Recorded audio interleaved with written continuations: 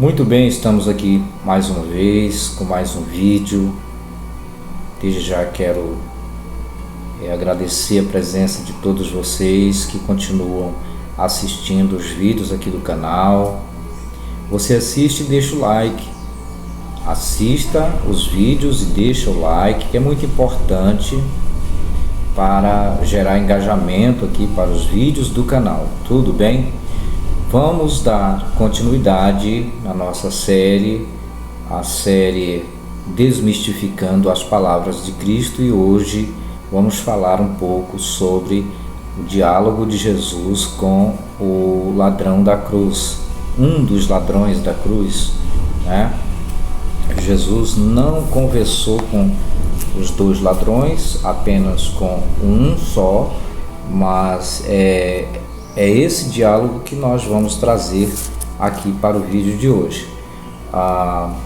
No capítulo 23 de Lucas, o Evangelho 23 de Lucas, a partir do verso 39. Lembrando, né, pessoal, que essa história, esse relato, ele só aparece aqui no Evangelho de Lucas. Ele não aparece nos outros evangelhos.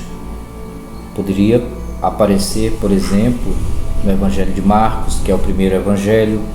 Poderia aparecer também no Evangelho de Mateus, que é muito lido, por sinal é o primeiro da lista, é o primeiro livro que abre o Novo Testamento, não é?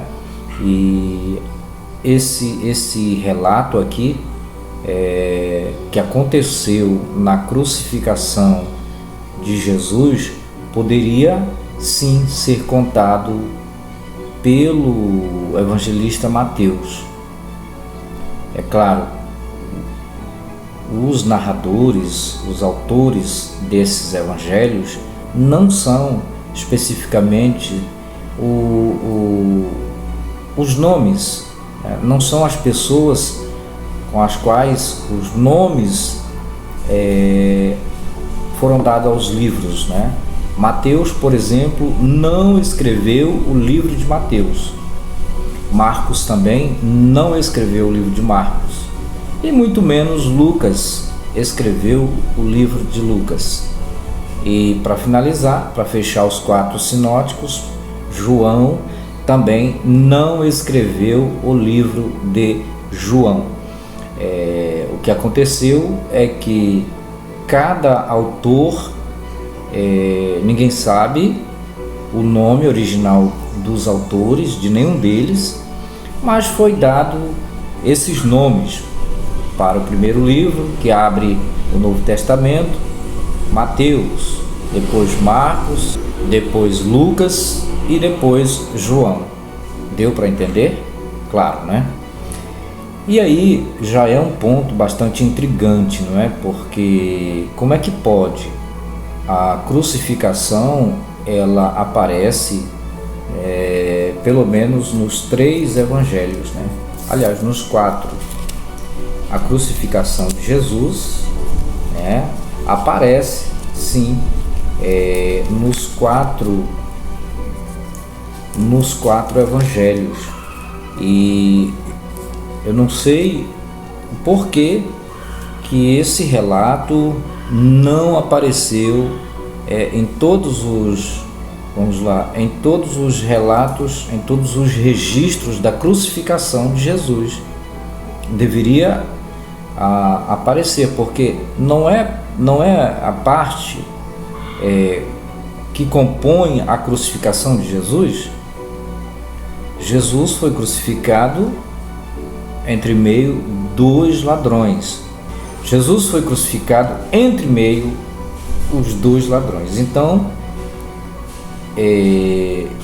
esse registro era para acompanhar, né, todos os evangelhos, todos os 4 evangelhos eram para registrar esse evento. Então, daí já começa as polêmicas, porque imaginemos que a Bíblia, nesse período nesse período em que ela foi narrada, em que ela foi escrita, ela era a mídia da época. Ela representava a mídia da época.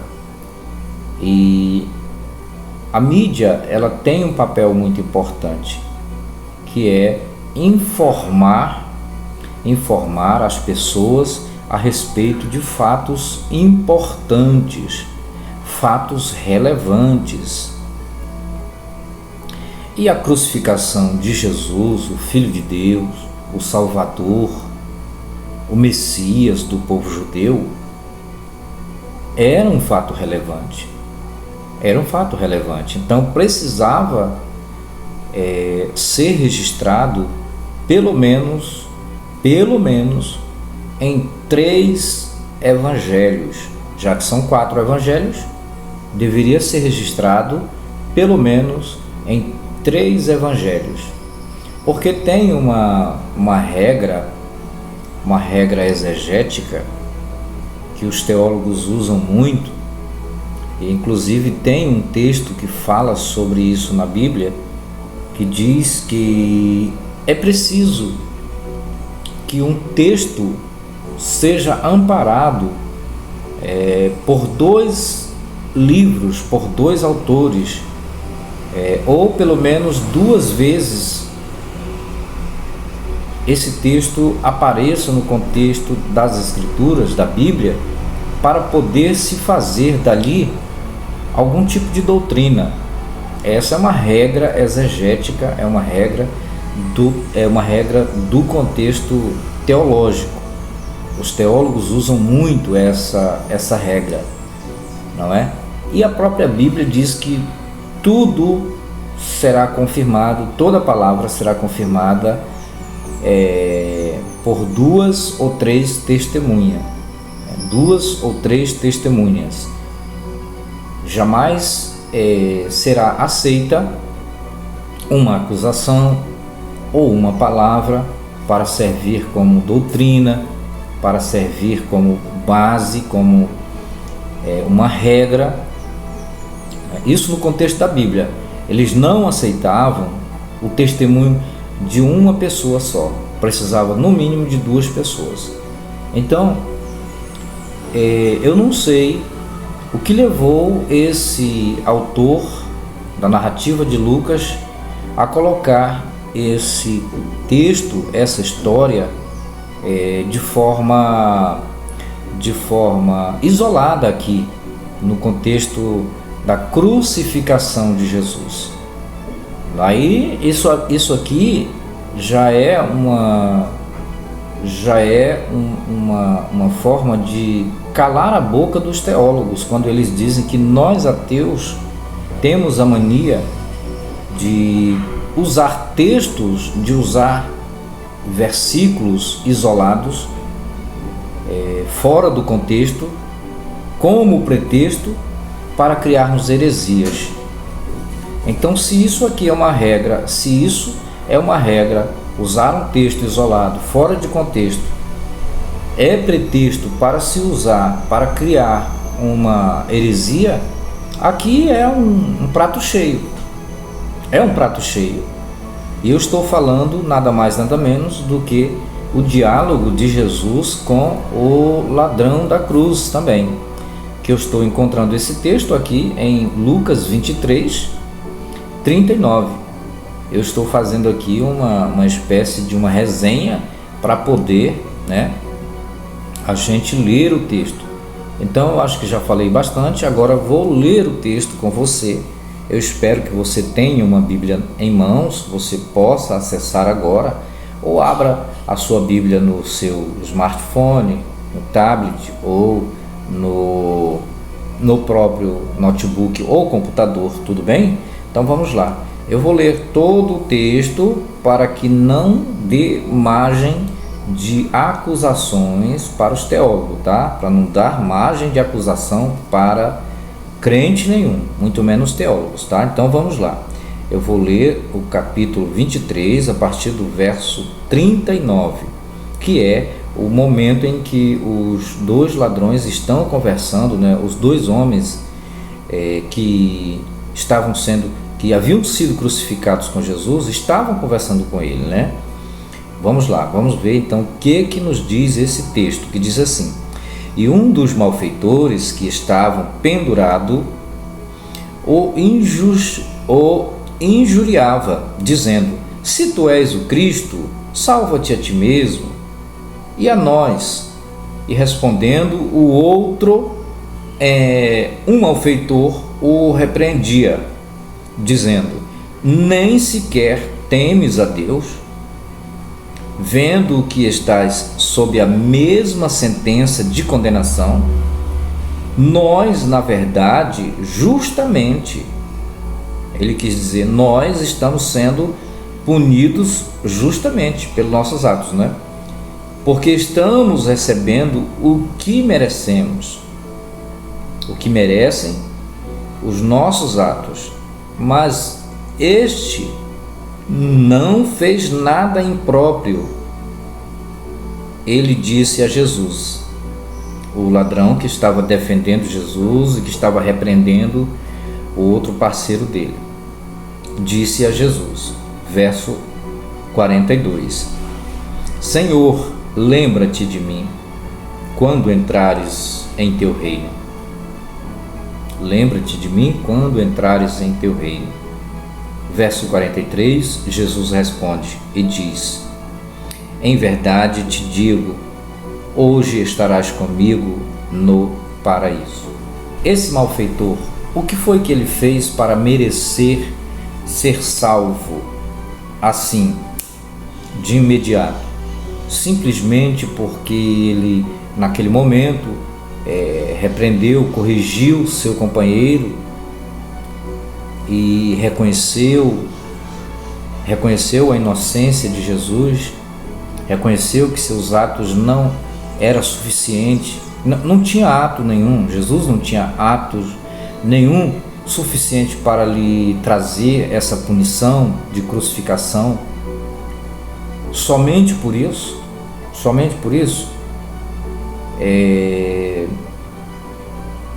isso aí já deu a ele o direito de ser salvo. E o histórico de vida passado até esse presente momento, o histórico desses homens, mais precisamente desse homem, desse malfeitor que recebeu essa promessa, você não acha que ele teria cometido muitos atos que se for realmente, se a gente for buscar os critérios para a salvação estabelecidos pelo próprio Jesus mesmo, esse homem não teria nenhuma condição de entrar no paraíso.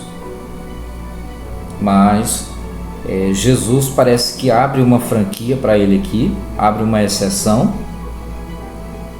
Jesus não analisa o seu histórico de vida, simplesmente Jesus parte do pressuposto que as suas palavras foram muito honestas, muito sinceras, e ele reconheceu a inocência de Jesus, e isso foi tudo para Jesus julgar esse homem digno de entrar no reino. Jesus achou o malfeitor digno de entrar no reino, né? No paraíso, enquanto que o malfeitor queria apenas ser lembrado, ele queria apenas ser homenageado. Ele não pediu para ser salvo, ele queria apenas ser homenageado. Mas Jesus deu a ele o direito de vida eterna, segundo esse contexto, né? Segundo essas palavras. Agora, o que é cabuloso aqui é que nós não temos nada mais além disso aqui, além desse texto. Nós não temos mais nenhuma informação se esse malfeitor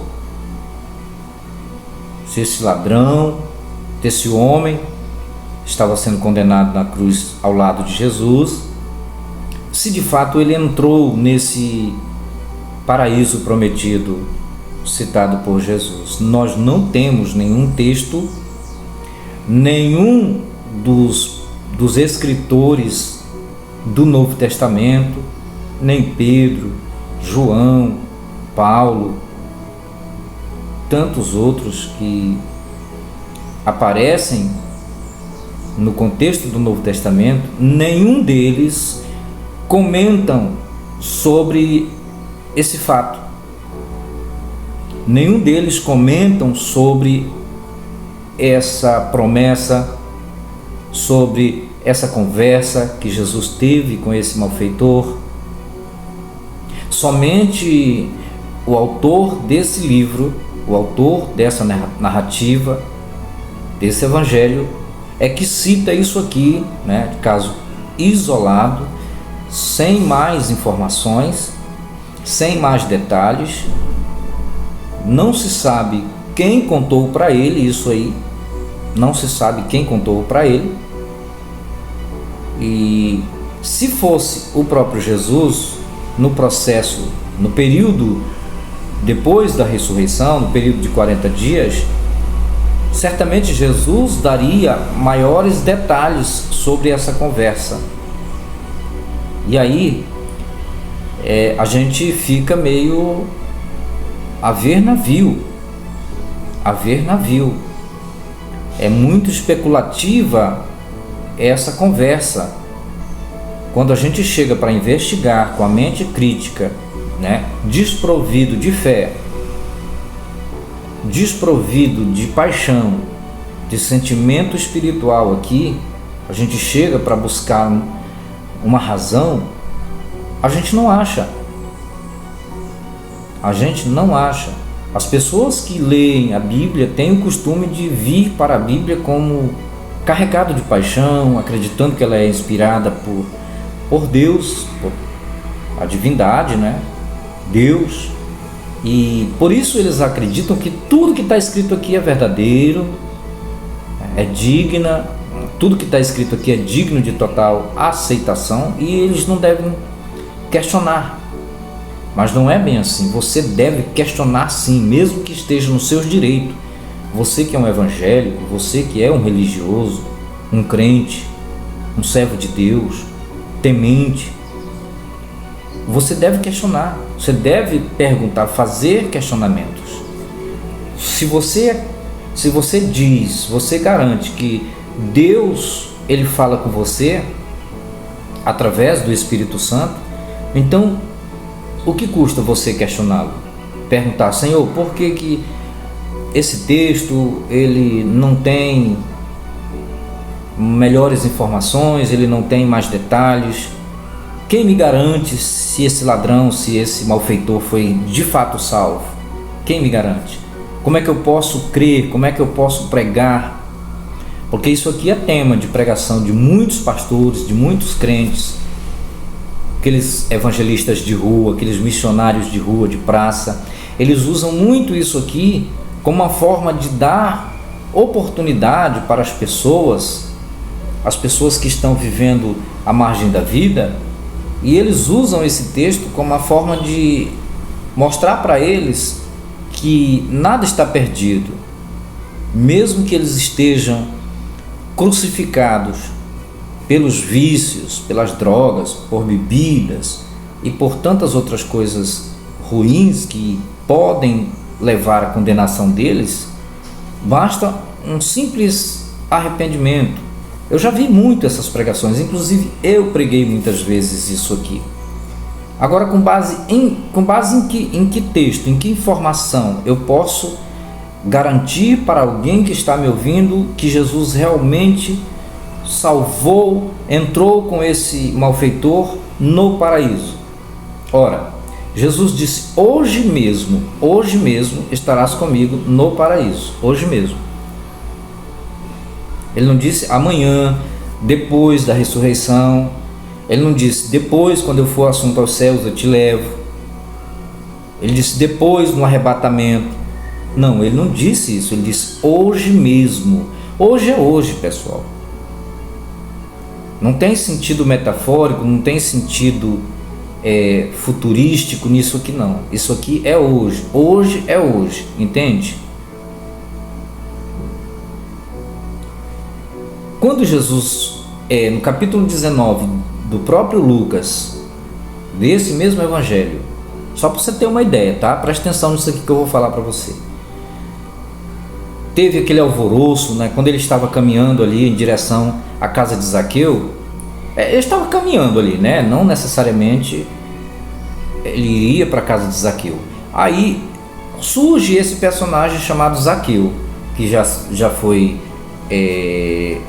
já inspirou muita gente a cantar, né? Cantar músicas gospel, até filmes, né? Então aí, de repente, Zaqueu aparece, sobe numa figueira brava, né? E chamou a atenção de Jesus. E Jesus disse: Zaqueu, desça depressa, que hoje, presta atenção, hoje, o hoje de Jesus não é daqui a 100 anos, daqui a 2000 anos, daqui a 10 mil anos, não. O hoje de Jesus é hoje, hoje é hoje, é o dia atual. Então Jesus disse para ele: Zaqueu, desça depressa, porque hoje me convém pousar em sua casa. Você está prestando atenção? Foi isso que Jesus usou, essa palavra, essa mesma palavra, hoje. Hoje me convém pousar em sua casa. Foi a mesma expressão que ele usou aqui para o malfeitor da cruz, o homem crucificado ao lado dele, que entrou em defesa dele, inocentando ele e repreendendo seu companheiro. Jesus disse para ele, quando ele disse: Jesus, lembra-te de mim quando entrares no teu reino. Jesus disse: hoje mesmo, em verdade eu te digo, hoje mesmo, estarás comigo no paraíso. Agora veja só, né? Vamos destrinchar isso aqui.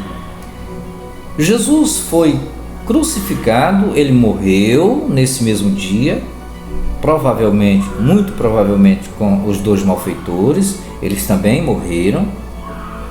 Só que o autor dessa narrativa, o autor desse evangelho, não traz aqui nenhuma informação se os outros dois malfeitores foram retirados da cruz assim como Jesus foi retirado, certo? Não tem nenhuma informação, nenhum dos evangelhos informa isso.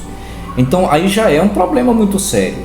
Então, diz aqui o autor dessa narrativa, e em outros evangelhos, acredito que em Mateus, em Marcos, em João, nesses 4 evangelhos dá para a gente buscar que Jesus foi tirado da cruz. Ele foi retirado da cruz, foi preparado o seu corpo, foi sepultado, não foi? Certo, foi assim que aconteceu. Então, Jesus não foi para lugar nenhum, ele estava morto. Morto não anda, morto não se move, morto não faz nada a não ser entrar nos processos de decomposição. É isso que acontece com o morto. E Jesus não fez nada, ele continuou morto, foi sepultado e ele ficou ali 3 dias e 3 noites, né? Supostamente, é assim que os textos do Novo Testamento, dos Evangelhos dizem, né? Depois nós vamos investigar isso para ver se de fato Jesus cumpriu esses 3 dias e 3 noites. Depois será o nosso próximo assunto a nós trazermos aqui, tá bom? Então, como é que Jesus cumpriu essa promessa para o malfeitor? Ele levou o malfeitor para onde? Como? Ele levou o que do malfeitor? O corpo? Ele levou o espírito do malfeitor? Ele levou a alma do malfeitor, do ladrão, do homem que ele prometeu: hoje mesmo estarás comigo no paraíso? O que foi que ele levou? Porque não tem nenhum relato, não tem nenhum texto no Novo Testamento que nos informe sobre isso. Não tem. Qualquer tentativa de se explicar isso aqui é mera heresia. É heresia. Não tem nenhum texto que prove para ninguém que Jesus levou o ladrão da cruz para o paraíso. E onde ficaria esse paraíso? Era aqui na terra? Era ali próximo? Era no céu? É o paraíso que o apóstolo Paulo, discípulo, o apóstolo que escreveu o grande conteúdo de cartas, ele diz que entrou ao paraíso, né? E ouviu coisas inefáveis que não convém falar aos homens. Será que é o mesmo paraíso citado por Jesus aqui em Lucas 23:43? Porque se esse paraíso é o paraíso celestial, Jesus não subiu, nem espírito, nem fisicamente. E o mais correto, o mais óbvio, seria ele subir fisicamente. Isso só aconteceu 40 dias depois da sua ressurreição. Eu estou falando aqui como se isso aqui fosse real, tá? Estou falando aqui como se Jesus existisse, Deus existisse, né? Toda a história do Novo Testamento que compreende a vida e a crucificação e a morte e ressurreição de Jesus existisse. Então nos falta essas informações. Que tipo de mídia era esta que deu apenas parte dessa informação? Ele não concluiu. O autor dessa narrativa não concluiu. Ele não trouxe mais detalhes para ficar uma coisa clara, evidente, plausível. Não, ele não deixou nada disso claro. Agora eu te pergunto uma coisa, caro irmão, você que é um evangélico, você que lê muito a Bíblia, você que acredita que a Bíblia é inerrante, infalível e inspirada por Deus. Será que o autor desse evangelho se esqueceu de perguntar? Porque no capítulo 1 ele diz que toda essa obra do livro de Lucas é obra de uma testemunha por acuração, né? Ele investigou, ele foi uma testemunha investigativa. Ele não foi uma testemunha ocular, presencial. Ele foi uma testemunha, né, por acuração, por investigação. E ele se esqueceu de perguntar da pessoa que contou para ele sobre esse fato, sobre essa conversa que Jesus teve com esse malfeitor, a promessa que ele fez a ele. Ele se esqueceu de perguntar se de fato Jesus levou ele para o céu naquele mesmo dia. Porque fica uma coisa muito mal contada, o dito pelo não dito, certo? Isso aqui gera muitas especulações. Essa lacuna deixada pelo autor desse evangelho deixa, né, um campo muito aberto para muitos questionamentos, para muitas polêmicas, para muitas heresias. Inclusive os teólogos são os primeiros a trazerem muitas heresias sobre esse assunto. Os exegetas são muito heréticos quando eles tentam interpretar essa história, esse relato, porque eles não têm informação nenhuma, eles não têm nenhum dado histórico, não têm nenhum dado arqueológico, para que eles possam sustentar uma, vamos dizer, uma interpretação, a formação de um conceito, de uma ideia. Eles não têm nada disso. Então tudo isso não passa de achismo. Eles vão tirar coisas da cabeça deles, entende? Então os teólogos caem por terra aqui, os pastores, por mais que digam que são cheios do Espírito Santo, são inspirados pelo Espírito Santo, também eles cometem sérias heresias, e nós estamos aqui desvendando, hoje nós estamos desvendando aqui, tá, essa possível salvação do ladrão da cruz. Inclusive, quero finalizar essa conversa, esse vídeo, falando que esse texto também ajuda muito as pessoas cometerem crimes terríveis, crimes hediondos, crimes bárbaros. E eles, quando são pegos pela polícia, quando eles são julgados pelos juízes, quando eles enfrentam um tribunal e são condenados e vão para a penitenciária, eles aceitam Jesus e se arrependem, porque eles entendem, baseado nessa história, que Jesus está pronto para perdoar, não importa o que ele tenha feito para trás. Não importa o que ele tenha feito para trás, o que importa é agora, hoje. Hoje mesmo estarás comigo no paraíso. Hoje mesmo será perdoado. Hoje mesmo eu te perdoo, meu filho, porque o que importa é você se arrepender, reconhecer que você errou, reconhecer que eu sou o Senhor, que te salvo, né? Enfim, uma série de lambanças, de miguelagens que são ensinados aí para esse povo. Então isso aqui é um texto muito criminoso. Ele dá margem para os criminosos, para as pessoas cometerem crimes e depois fazer de conta que nada aconteceu, porque Jesus já perdoou eles, mesmo que eles tenham que tirar, né, enfrentar a pena nas penitenciárias, não é? Tá? Então, minha gente, tá aqui esse relato. O vídeo ficou longo, mas acredito que é importante, é de relevância. Se você gostou, deixa o like, comente e compartilhe. Tudo bem? Nós prometemos voltar com mais um assunto dentro da série Desmistificando as Palavras de Cristo. Meu muito obrigado e até o próximo vídeo.